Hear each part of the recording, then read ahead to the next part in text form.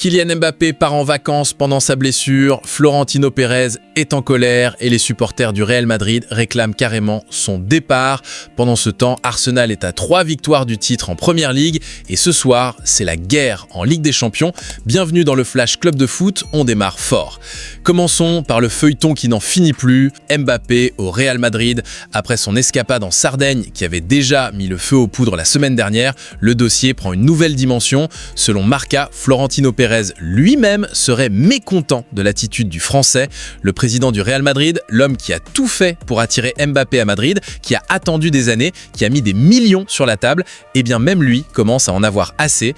Et sur les réseaux sociaux, c'est encore plus violent. Des centaines de supporters madrilènes repostent la même photo de Mbappé en maillot du Real, avec un énorme tampon rouge, Fuera en espagnol, collé par-dessus.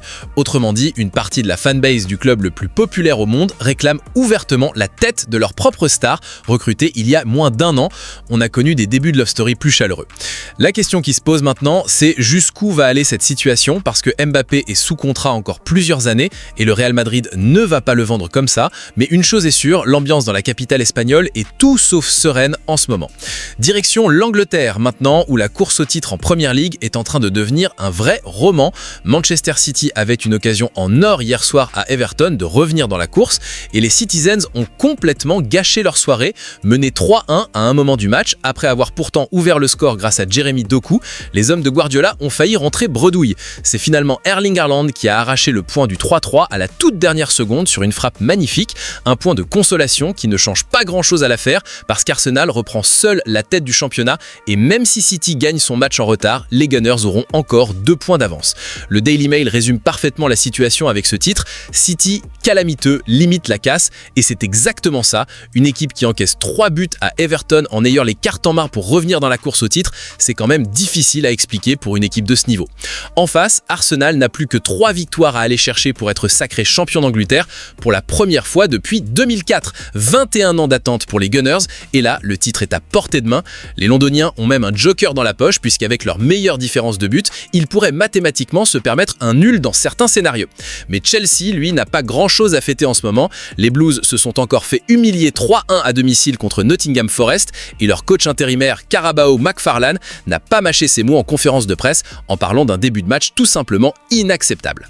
Chelsea qui se fait battre à domicile par Nottingham Forest, même les plus grands clubs ont leur traversée du désert. Passons maintenant à ce qui nous attend ce soir en Ligue des Champions, parce que c'est là que ça va vraiment se jouer. Arsenal reçoit l'Atlético Madrid pour la demi-finale retour, match nul 1-1 à l'aller, tout est encore possible. Le journal AS titre « Chemin de la gloire » et espère voir un club espagnol en finale de C1. Pour l'Atlético, c'est une mission quasi impossible sur le papier. Les colchoneros n'ont pas atteint ce stade de la compétition depuis exactement 10 ans. Et en plus, ils avaient déjà pris 4-0 à l'Emirates Stadium en phase de Ligue cette saison. Autant dire que l'histoire récente ne plaide pas dans leur faveur. Mais il y a un homme qui refuse de baisser les bras, et cet homme s'appelle Antoine Griezmann. Ce soir pourrait être l'un de ses derniers matchs en Ligue des Champions sous le maillot de l'Atlético, peut-être même le dernier tout court si les siens sont éliminés. Le champion du monde 2018 a parlé en conférence de presse hier et il était étonnamment serein. Il a dit qu'il visualisait le match, qu'il savait exactement ce que son équipe allait avoir besoin de lui et qu'il abordait ça avec beaucoup d'envie et de joie. Un Griezmann zen avant un match à élimination directe, c'est soit le signe d'une maturité absolue, soit le calme avant la tempête. Dans le camp d'Arsenal, en revanche, les regards se tournent vers Bukayo Saka. Remplaçant à l'aller, il a été étincelant le week-end dernier contre Fulham à son retour dans le 11 de départ, et ce soir, il doit prendre ses responsabilités et porter l'attaque des Gunners. Ce match, c'est aussi l'occasion pour Arsenal de rejouer une finale de Ligue des Champions pour la première fois depuis 2005, et pour Saka de franchir un palier supplémentaire dans sa carrière. Et demain soir, ce sera au tour du PSG d'entrer en scène à Munich face au Bayern. L'équipe titre à toute épreuve, et c'est le bon mot pour décrire ce PSG version 2025. Champion d'Europe en titre, le club parisien a un nouveau statut et il l'assume pleinement.